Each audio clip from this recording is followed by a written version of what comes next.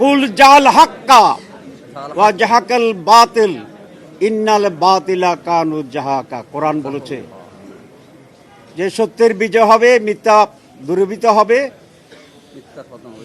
এবং মিথ্যার পতন অবশ্যম্ভাবী। আজকে মহামান্য সুপ্রিম কোর্টের রায়ের মাধ্যমে এই সত্যই প্রমাণিত হয়েছে।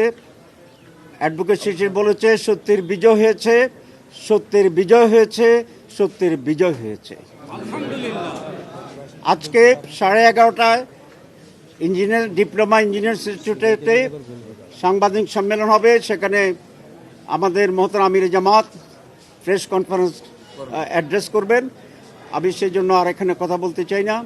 আমি কোর্টকে ধন্যবাদ জানাই এবং এই দেশবাসীদের প্রতি আমি ধন্যবাদ জানাই, কৃতজ্ঞতা জানাই। তাদের দীর্ঘ আন্দোলন সংগ্রামের একটি সুস্পষ্ট সুন্দর রেজাল্ট আজকে বেরিয়ে আসছে। আমি লয়ারদেরকেও ধন্যবাদ জানাই যারা দিনরাত পরিশ্রম করে এই মামলাটি লড়াই করেছেন এবং এটার একটা সত্য পরিণতি পর্যন্ত চূড়ান্ত পর্যায়ে কাজ করেছেন।